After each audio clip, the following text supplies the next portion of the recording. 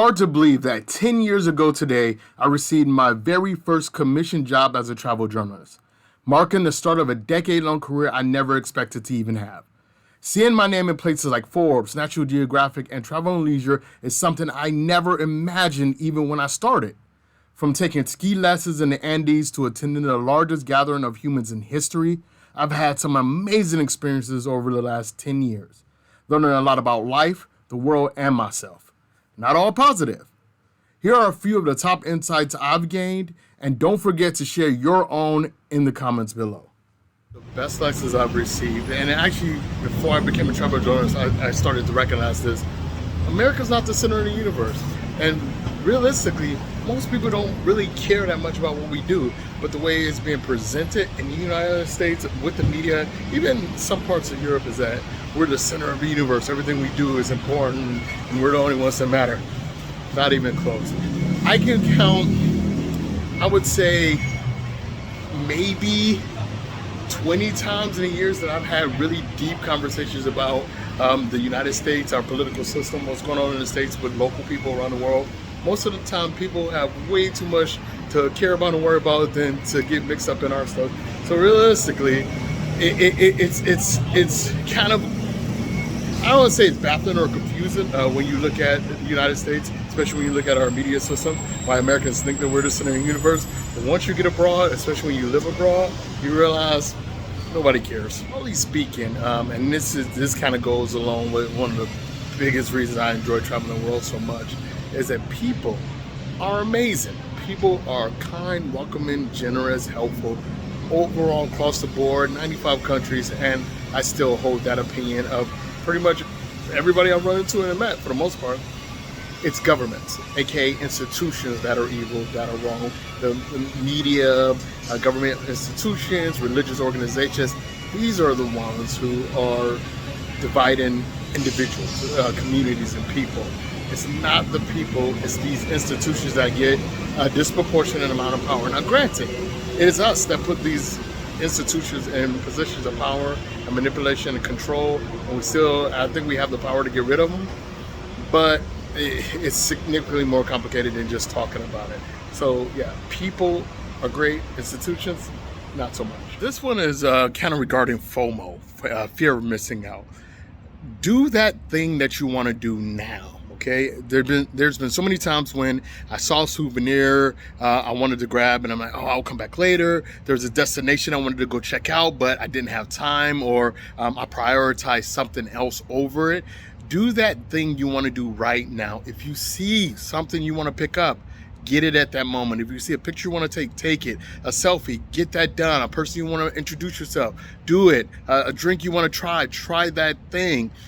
It's difficult, especially when you're a tourist or you're traveling, to kind of prioritize those things. But one thing that you can do is control what's in your immediate area at that moment, right? So if there's a meal that you want to try, just try it.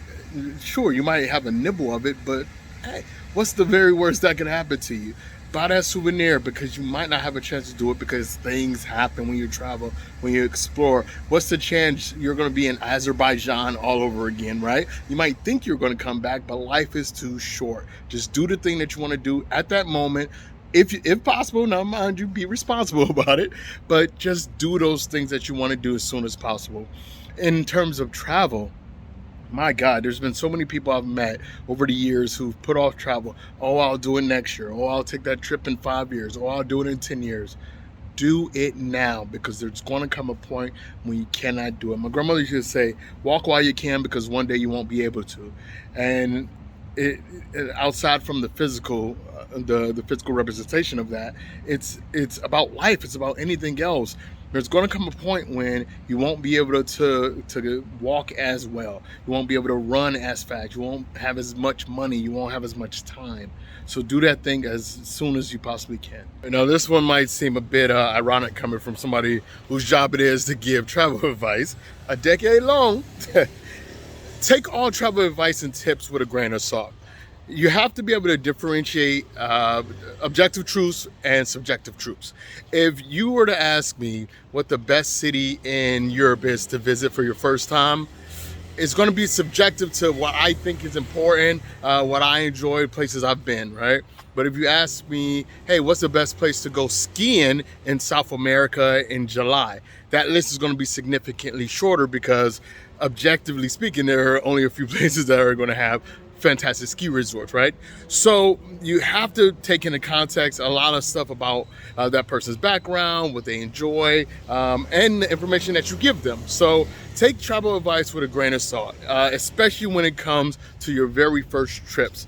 It's very important that those first experiences you use as much objective truth as possible and fact-based information to determine your first experiences, because I've seen so many people who go to places. Bangkok's a great example. Where I am right now is people come here, they follow these checklists of top things to do, and as a local, most of it is stuff I would never even tell you to look at. So definitely your first trip, go out of your way to find as much valid and easily verifiable objective information as possible.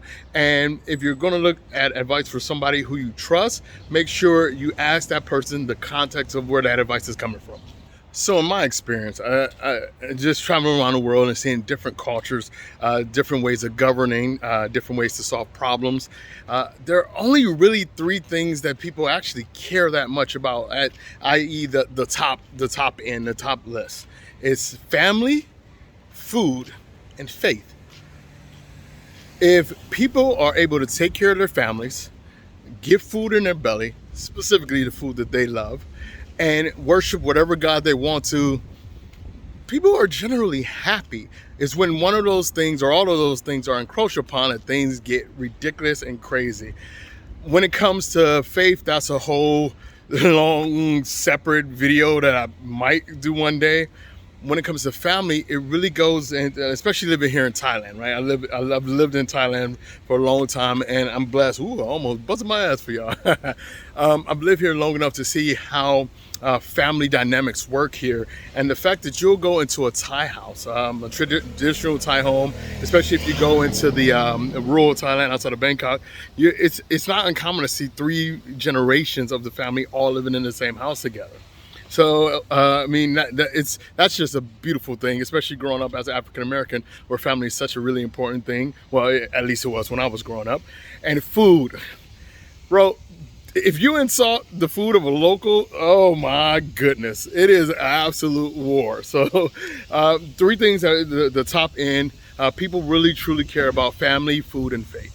When I go back to the States, I always make fun of, like, I have this American PTSD, where all those instincts of self-preservation really just come flooding back. Especially when it comes to police, seeing assault rifles at the airport, and just the general tone and energy of negativity that we still have back home. So when you have a conversation in regards to where you belong in the world, I truly don't believe that most people are born in the place that they belong, which is why you have such a heightened level of negativity and pain and frustration, is because you're in an environment that doesn't work for you. Imagine being a hyper open-minded and a liberal person, and you're growing up in an extremely close-minded and conservative community. And it happens more often than you think. I am blessed to have found Bangkok, because this is my absolute forever home. It's a place that I belong. But I know a lot of people who come here who don't like it. It's not where they belong. It's not where they're happy. So this is one of the biggest things I've discovered in travel, is you should travel until you find that place, that spot in the world where you truly, truly belong. Also, I don't think I've ever showed you guys this, where I live. I'm very private about where I live. Anybody who lives in Bangkok kind of knows already, but we got goats and sheep. Just come out here, hang out with them. I usually come out here, do my daily meditation stuff, and go over here and say hi to these little bastards. Oh, we got a couple of the sheeples out. What's up, sheeples? They get in there. I don't got any sheep food, but I'll get some. And sometimes they let the babies loose to walk around, but they got bells on. The little ones. All right, so I had to take a seat in this beautiful little green tunnel right here. I'm going to kind of talk about this one. This might be a little controversial. It's something that I noticed really early on in the travel industry, in the space, is that when it comes to diversity, the travel industry is it's hypocritical. And I will, yeah, no, it's full of shit, really. If the travel space can't make any money from you, they don't particularly care about you. And I don't think it's just the travel industry. I think that's just how it goes. But it's increasingly frustrating when you see marginalized communities being tokenized. Like, you'll see these companies, these travel brands, companies, tourism boards, who only look for pretty white people with abs and look good in bikinis and all this. And that's fine and dandy if that's only market. But don't show up during Black History Month and toss a black face on your social media and talk about, we stand with people of color. Don't show up during Pride Month and have LGBTQ flags waving on your social media or on your platforms saying that you care about gay rights, when during the rest of the time you clearly do not. Pay marginalized communities within this space. There are companies, there's even, there's one really interesting issue is that you get a lot of big travel companies and magazines who don't allow coverage if the trip was sponsored or if it was a paid trip. One of the biggest issues is you have a lot of people in marginalized communities coming from lower socioeconomic positions where they can't pay for a trip to Aspen and write about it and cover it unless they're being compensated for it. So there's so many aspects of the travel industry which are predatory, they're abusive, and they're flat out racist in so many instances. They're flat out racist, especially when you look at diversity, when diversity is only really presented from three perspectives. I would say LGBTQIA, or aka queer. It is people of color, aka black people, and women.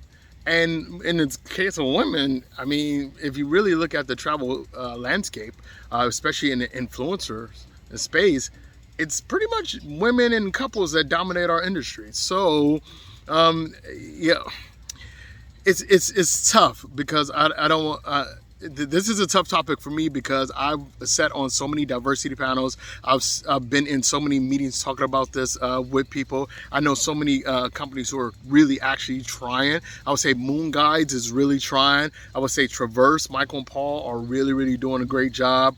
There's so many organizations out there who are really trying to implement more diversity across the board, from not only from the place of race or sexuality or gender, but from body types, from disability types. Kirsten and Sassy Wyatt, for example, who's blind, is doing phenomenal stuff on this. I'll link her below. But yeah, so that's one of the biggest things I've learned negatively in the past decade working in this industry, that when it comes to diversity, if there's no money to be made, the industry is largely silent. I kind of like this wide angle lens that I have, so I'm gonna leave this on for now. So another point is, gay people have the best parties, hands down. I don't care where you are in the world, and they are the most welcoming community.